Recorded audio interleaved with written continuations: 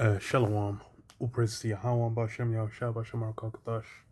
The ones that are apostles, the great Muslim rule well, and Shalom to the brothers doing away certain truth, pushing his word to the full corners, a hopeful elect. Shalom, Shalom. Um, got this on the Guardian, just kind of going over the continued, back and forth with, Trump and America, and then Denmark and the EU over Greenland, where you've more or less got um, a big contention, which is to the point it's rupturing them apart. So I read this on the Guardian. It says Donald Trump links Greenland threats to Nobel snub as EU trade war looms. And yeah, he'll go on to say as well. He said he'll put 10% tariffs on France, Germany, Netherlands, Sweden, Norway, UK, and I think one or two other countries. I'm forgetting. I think it was like 10 total, 10 or 8, one of them. But then obviously, why this is happening is because of the contention about Greenland.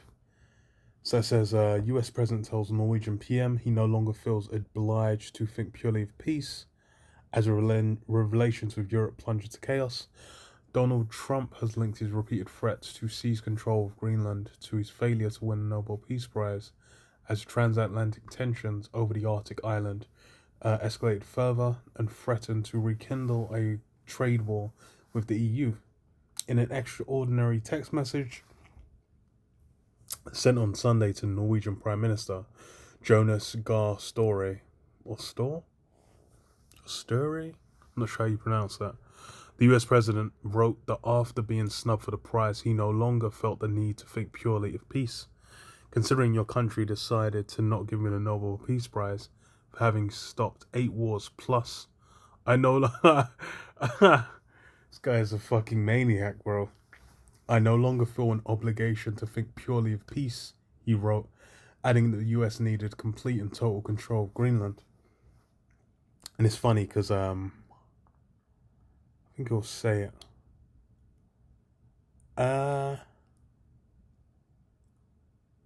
Well, okay, let me read on a bit more. So it says Trump has ramped up his push to grab the island, a largely self-governing part of Denmark, in recent weeks, saying the US would take control of the Arctic island one way or the other. And over the weekend, now it is time and it will be done. On Saturday, he threatened to impose on the 1st of February a punitive 10% tariff, increasing later to 25%. Yeah, he said by June 1st, it would be 25%. So it's like by the middle of the year. And that's the thing is, depending on how this thing goes, if that shit hits, it's going to get fucking spicy.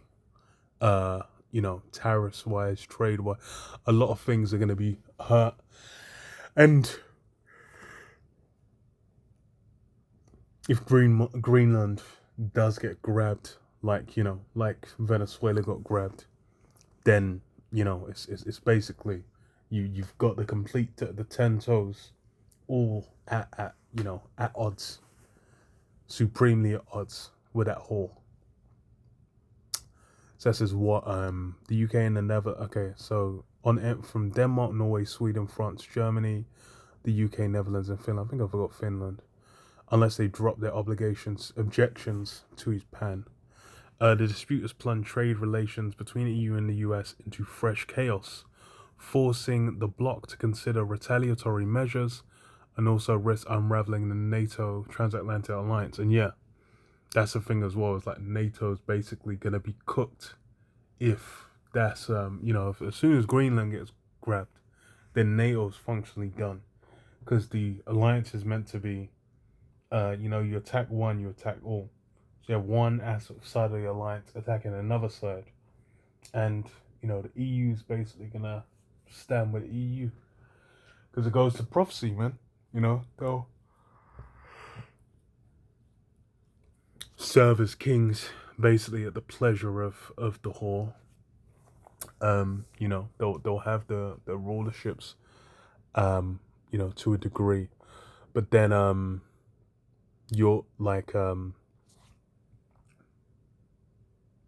that's now, you know, it's become plain. That's not how it's gonna roll out. Huh. One side fighting against the other.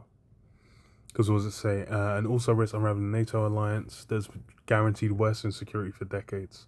So Trump has rocked the EU and NATO by refusing to roll out military force to seize this strategically important mineral-rich island, which is covered by many of the protections offered by the two organizations, since Denmark is a member of both. Yeah. So EU alliances and NATO alliances, which obviously the US is part of NATO, so it's just like it then is done. And it's funny because what he has repeatedly said, the US needs to take control of the territory for national security, despite the US already having a military base on the island and a bilateral agreement with Denmark allowing it to massively expand its presence there. In a brief telephone interview with NBC on Monday, Trump declined to comment on whether he would rule out seizing Greenland by force, insisted he would 100% push ahead with his tariff plans, and blamed Norway for denying him the Nobel Prize. It's funny. Norway totally controls it despite what they say. They like to say they have nothing to do with it, but they have everything to do with it, he added.